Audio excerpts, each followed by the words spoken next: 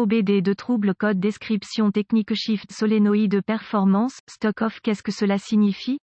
Il s'agit d'un code de diagnostic de panne (DTC) générique et s'applique généralement aux véhicules OBD2 équipés d'une transmission automatique. Cela peut inclure, mais sans s'y limiter, les véhicules de Chrysler, Ford, Dodge, Hyundai, Kia, Ram, Lexus, Toyota, Mazda, Honda, VW, etc. Bien que génériques, les étapes de réparation exactes peuvent varier selon l'année, la marque, le modèle et configuration du groupe motopropulseur. La plupart des transmissions automatiques intègrent un certain nombre de solénoïdes de changement de vitesse, selon le nombre de vitesses à l'intérieur, les codes de panne liés à cela, le solénoïde Esperluette Code, Esperluette Code, sont les codes P0770, P0771, P0772, P0773 et P0774 en fonction du dysfonctionnement spécifique qui alerte le PCM pour définir le code et allumer le témoin check engine. Si vous avez un témoin overdrive ou autre témoin de transmission, il peut également être allumé. Le circuit du solénoïde de changement de vitesse a pour but que le PCM surveille les solénoïdes de changement de vitesse pour gérer le mouvement du fluide entre les divers circuits hydrauliques et changer le rapport de transmission au moment approprié. Ce processus maximise le niveau de performance du moteur au régime le plus bas possible. La transmission automatique s'appuie sur des bandes et des embrayages pour changer de vitesse et cela est accompli en ayant la pression du fluide au bon endroit au bon moment. Les solénoïdes de transmission sont chargés d'ouvrir ou de fermer les soupapes dans le corps de soupape pour permettre au fluide de transmission de s'écouler vers les embrayages et les bandes pour déplacer la transmission en douceur lorsque le moteur accélère. Lorsque le module de commande du groupe motopropulseur PCM détecte un dysfonctionnement dans le circuit de changement de solénoïde de changement de vitesse,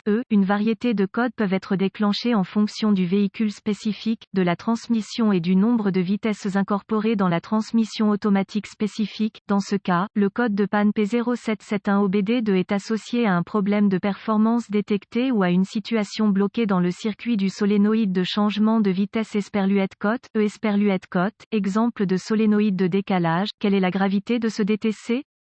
La gravité de ce code commence normalement comme modérée, mais elle peut évoluer vers un niveau plus sévère rapidement lorsqu'elle n'est pas corrigée en temps opportun. Quels sont certains des symptômes du code? Les symptômes d'un code d'anomalie P0771 peuvent inclure transmission qui glisse, surchauffe de la transmission, la boîte de vitesse se verrouille dans la vitesse, économie de carburant diminuée. Symptômes peut être raté, le véhicule entre en mode mou, vérifier le voyant du moteur allumé. Quelles sont certaines des causes courantes du code?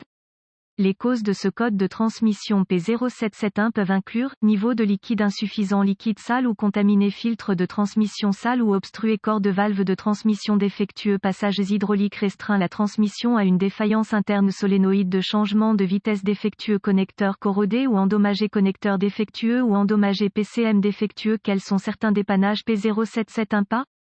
Avant de commencer le processus de dépannage pour tout dysfonctionnement, vous devez rechercher les bulletins de service technique (BST) pour le véhicule spécifique par année, modèle et transmission. Dans certaines circonstances, cela peut vous faire gagner beaucoup de temps à long terme en vous pointant dans la bonne direction. Vous devriez également vérifier les enregistrements du véhicule pour vérifier la dernière fois que le filtre et le liquide ont été changés si possible. Inspection du fluide et du câblage. La première étape consiste à s'assurer que le niveau de fluide est correct et à inspecter l'état du fluide pour détecter toute contamination. Ensuite, une inspection visuelle approfondie pour vérifier le câblage associé pour des défauts évidents tels que le grattage, le frottement, les fils nus ou les points de brûlure doit être effectué. Ensuite, vérifier les connecteurs et les connexions pour la sécurité, la corrosion et les broches endommagées. Ce processus doit inclure tout le câblage et les connecteurs des solénoïdes de transmission, de la pompe de transmission et du PCM. Sur la base de la configuration, la liaison de transmission doit être inspectée pour les problèmes de sécurité et de liaison. Étapes avancées. Les étapes avancées deviennent très spécifiques au véhicule et nécessitent un équipement avancé approprié pour fonctionner avec précision.